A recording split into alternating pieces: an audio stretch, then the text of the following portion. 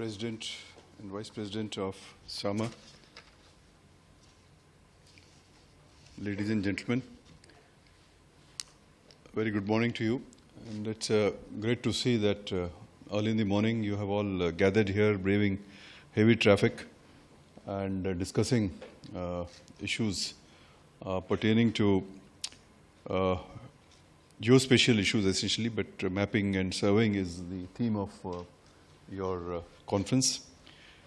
And as we were just having some discussion with some of the office holders before I came, a brief discussion told me that this is one area where I think there is a huge potential both for national development, economic development, socio-economic development, and in the field of security as well. As you know, today the whole world is changing rapidly. In fact, all the equations, the geopolitical equations, interrelationships, everything is changing. And India has to adjust to these massive change and churn that is around us. But before we adjust to that and adapt to that, we have to understand that what is behind that change. And one factor is technology. And I think you all know the basic technology, that of digitization of data, that has led to a tremendous change in our life, the way we work, the way we think, the way we behave, the impact on society. I think this is certainly one of the greatest achievements of the mankind. And I would say that digitization is something akin to perhaps the discovery of fire, or wheel. I think it is really as fundamental as that. And that brings to the issue of mapping and surveying. Mapping and surveying are both essential ingredients of national development as well as national security. So I would like to thank the organizers for setting up this conference and this exhibition, which would raise awareness about the developments in this important field in the country. And I think awareness has to be the starting point of anything that we do in terms of the utilization of these technologies. Now, one thing that's becoming clear is that maps are becoming ubiquitous. They are present everywhere. Everyone is using maps. You want to hail a taxi, you use maps. You want to do disaster management, you have to use maps. And as I was explained just a few moments ago, that pilotless cars, if you want to reduce accidents on the road, you can use these technologies. And as the previous speaker, Mr. Garg, was also mentioning, that we have to increase the efficiency of public transport, again, maps. If you have to build highways, you have to do anything today, maps are very important. So maps are becoming ubiquitous and they have diverse applications. But we need to leverage the power of accurate surveying and mapping technologies for development and for national security. And I think we need to really think through that. It's one thing to get dazzled by technology. It's totally another to really start absorbing that technology, seeing what the problems are. It's not that technology means always very good. Technology has both elements. It can be used for positive purposes and it can be used for negative purposes as well. The same internet which we all use to remain in touch with each other and social media is also misused by the terrorists to spread their hate ideologies. So technology is always a dual use. So because it is dual use, it brings in many other questions. Questions of how do we absorb technology, how do we interact with technology, what should the rules, regulations, and so on and so forth. So geospatial technologies are growing rapidly in keeping pace with the convergence of surveying, mapping, and communication technologies. So when we talk about geospatial technologies, it's a clutch of technologies, many technologies which come in, data acquisition to dissemination, use, and so many other things. So there'll be, when we don't talk about one single technology, but many technologies. And it's heartening to see that in India also these technologies like LIDAR, etc., are being used. And I think we talked a little bit about in the meeting about the UAVs, the use of UAVs for surveying, which is something that's an emerging technologies. We also talked about some technologies which can penetrate, ground penetrating radars, which also can have some tremendous application. Now, India should be able to make use of these very quickly, because India adjusts to technologies very fast. That is one good thing. And that is because in our history, we have always been technology savvy. India has a long and venerable history of cartography. Fundamental advances in astronomy and maths made by Indian scientists like Aryabhatta and Bhaskara laid the foundation of modern astronomy and navigation. So we had a leadership role at one point of time. And I think we should recover that role. That is the need of the hour. And there is evidence that maps were being made in India during the Gupta Empire period around 400 BC. So that's something like 2,500 years ago, when Kautilya, Chandragupta Maurya, etc., when Alexander was coming, and we have evidence that maps were being made. Brihadishwara temple in South India, on its walls has some kind of a structure which shows that there were some maps were being used. So surveys and maps played a major role in the expansion of trade and building of empires by the Portuguese, Dutch, Spanish, and English. Some of you would remember that in the area of navigation, one of the most difficult problems used to be that of finding the longitude. When you are in the sea, latitude was easy to find looking at the stars, etc. But longitude problem persisted for hundreds of years. And the best brains and minds in the best countries, the Spanish, the Portuguese, the British, they used to have major prize for the academies of sciences to come and solve that problem of longitude. So navigation was so important. And this is the navigation which led to the spread of empires. And of course, as I said, technologies can be used for many purposes. So they used it for colonization.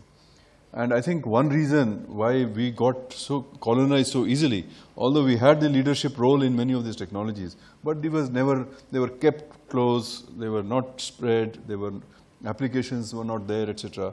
And the leadership passed on through the Renaissance period to the British, to the Europeans. And then they started focusing on time measuring devices like the clocks, for instance, on surveying devices and so on. And they surveyed the whole country. And East India Company, which came here, they also, the first thing they did was, of course, they had to fight the battles and so on, they find a foothold. But when they had to consolidate their empire, they relied on surveys and maps. So East India Company realized the role of maps in the consolidation of their empire, in the building of their empire. And they set up the Survey of India in 1767. Trigonometric survey was launched during 1802 and 1806. And the Geological Survey of India was established in 1852. And the Indian Metallurgical Department was established in 1875. So that is the kind of a capacity building, institution building and capacity building that they did. As a result, you have, in fact, some of what they did at that time we are still using today. So the British set up the institutional basis of modern mapping and surveying techniques in India. And I think we have been fortunate that we have been using them, but it's also necessary that we should upgrade them and build in those strengths. So in the contemporary settings, the launch of GPS-aided geo-augmented navigation, which is now Gagan, and the India Regional Navigation Satellite System, the IRNSS, these are the two great achievements of the very recent years. All done by ISRO, and I think these can help provide accurate and real-time positioning and timing services over India and the surrounding regions. But as now we discover through this exhibition and conference that there are many other technologies which have come, like UAV mapping, etc., aerial surveys, LIDAR. All these technologies today we can use to revolutionize map making in India. Similarly, I think there are, as I said, there are many associated technologies. Big data analytics is changing how we analyze terabytes of data in real time, how we present the data, how we use it for, make it useful for the user. And this has helped, this will help in improving decision support systems, something which is very important, reducing the response time, particularly in situation of emergencies. Since GIS uses software, computers, and a variety of technologies to store and move data around, great attention needs to be paid to ensuring that cybersecurity is built into the GIS and geospatial technologies that we are talking about right from the beginning. Often we have seen, and we have seen it in the area of mobile phones and communication and so on, technologies are built very fast, applications are built very fast, but with no heed or regard to cyber technologies. And since we are dealing with data, data becomes very important, and I think that should be built right from the beginning. So this is a feeling, I think those who are the developers, software developers who are in this, participating in this conference, they should take note of it. Private sector is destined to play a big role in the development of these technologies. Several cutting-edge geospatial technologies are already being sourced from the private sector. And today, when we talk about digital India or smart cities or skilling India, stand-up India, startups, all this actually is, gives a very conducive environment for the development of mapping and surveying technologies. So I think you have to be somewhat proactive and more visible, and also raise awareness through exhibitions and conferences like this, also perhaps talking to the government department, etc. And I think a lot of your work will need to be done at the local levels, the municipality level, because municipalities, the local administration agencies, even the panchayats for that matter, these are the people who are going to gain from what you do, because you are right, literally you are the people on the ground. So that is something that we need to talk about, and you should find how to become more visible and raise awareness. And I would also say that this is also a story of technology in India. We always say that India is very good in technologies, India has done this and that and so on. But when you actually look at numbers and figures, particularly in R&D, in innovation, you find that the private sector does not spend enough in the R&D. And we are always looking towards the government for R&D spend and innovation. Now, this was all right when we were beginning to develop. And the way R&D developed in India is that we set up some big labs, centers of excellence, whether it was space or atomic energy or in telecommunication or CSIR, and many number of labs were set up. But essentially they were government labs, and they ran according to government rules.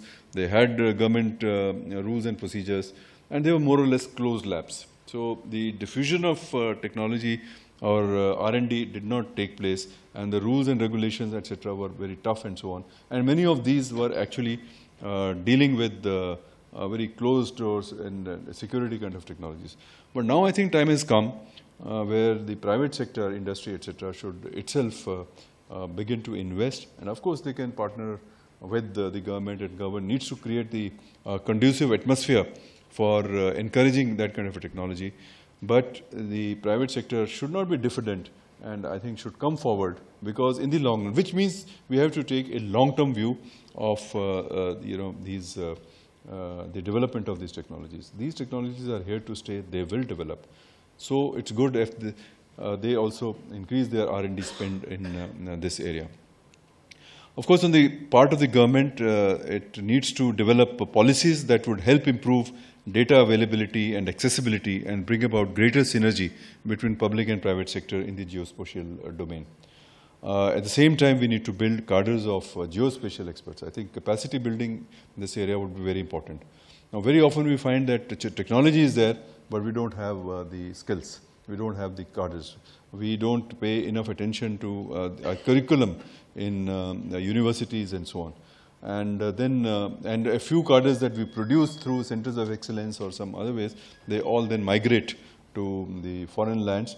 And then these are the people who write the software, develop technologies, and the same software and technologies come back to India at double, triple or 10 times the cost. So since it's an emerging technology, I think we should be careful in this area. And that's why India should also be at the forefront, because we have a huge market.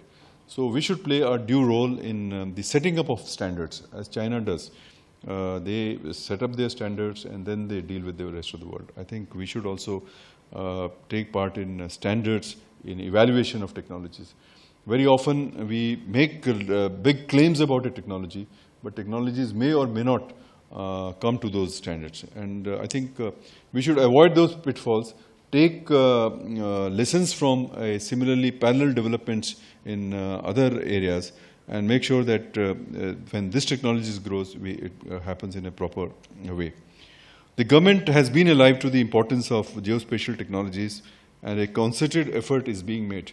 So under this, there is a thinking within the government about what should be the geospatial policies, and the wide-ranging consultations have been held among stakeholders. Several government departments are functioning, and some kind of a draft was put up for a draft of a geospatial policy. This was put up on our website, and maybe many of you have seen and perhaps even commented. The policy is essentially aimed at improving data availability, accessibility, and also improving the quality of data that is available. The policy deals with a single window mechanism for data access and dissemination, metadata cataloging, capacity creation, development of private entrepreneurship, and modernizing government functioning by use of geospatial technologies. As I said, capacity building will be critical in geospatial domain. Our institutions of learning should introduce courses in geospatial science and technology to prepare enough number of experts in the country in this very important area. And we need to move beyond maps and use the latest geospatial technology such as big data analytics, cloud-based geospatial platforms, curated geospatial data, real-time location monitoring, etc., to bridge the gap between statistics, business, and geospatial intelligence. We must also be alive to the security concerns in this area, because we are dealing with mapping, we are dealing with data which pertains to, let's say, the land boundaries, are features of the country and so on. So this would have some serious security issues that we will need to develop. And if once data is generated and created, right now all the data has been created and generated by, let's say, Survey of India or organizations like that. But if private companies are beginning to create that data, then ownership of data is also a very important issue. What happens to that data? Like today, we are discussing, if somebody has a Facebook account and the person dies, then what happens to his Facebook account and all the information that is there? So I think data is a very different kind of a commodity. Data is, can cross the boundaries, can be replicated, can be shared without anybody knowing. And who owns the data? That is really the main issue. And I think here we need to study the best practices of in various countries and come up with reasonable solutions as to data ownership, intellectual property rights, public-private partnership, dispute resolution, regulation of data, secrecy that would be involved. I think there are many questions which are raised. So it's not just technology, but it's the other things also that become very important. So I would suggest that I think since you have set up this organization, this association, and you have set up this exhibition as well, and you are already having this conference and where a lot of people are coming and talking, you should come up with a good discussion paper to begin with as to how to take forward this. What is it expected that you expect of the government? What kind of environment, what kind of a help that is required, what kind of regulations that might be needed. Light regulation, I think, will certainly be needed because it cannot be totally free. You cannot simply have drones going all over the country and taking and absorbing data, and nobody knows what those drones are doing. and who owns this data. And drones, of course, have their own, a separate set of security issues also, because after this 9/11 and so on, we saw that how these flying objects can be a source of insecurity as well. So I think the government is, some department, the civil aviation, etc., is also looking at a policy on drones, on UAVs. So that is also a parallel, but I think your input should be fed into that. So in conclusion, I would like to say that India, with a rich history of cartography, needs to position itself at the forefront of geospatial domain. We have an opportunity to transform the survey and mapping ecosystem in India in a manner that it leads to citizen empowerment, GDP growth, creation of skilled jobs, and opportunities for the private sector. I think this job opportunity is a very important selling point for your industry, because even at a rough count, it would seem that perhaps say 500,000 or 1 million jobs can be created if you take all the clutch of geospatial industries into account. Surely India cannot close itself so much that this industry doesn't grow and so too much of regulation. Similarly, we cannot have a very negligible regulation, because that could lead to some other issues. So there has to be a proper balance, and perhaps some kind of a compromise needs to be between security and development needs to, as in many other areas, needs to be found. Skilled jobs, I think skilling is very important. There is already a national skill development program. I think some 30+ sectors are already in it. Perhaps you could tie up with that ministry and see that you begin to develop skills, maybe through diplomas, etc. These are short-term programs, but they're very useful. And government is looking to create jobs through skill development. So all this will require great cooperation between the government and all stakeholders, and it is our endeavor to move in this direction through focused policy interventions. So thank you very much for patient hearing, and wishing you all the best.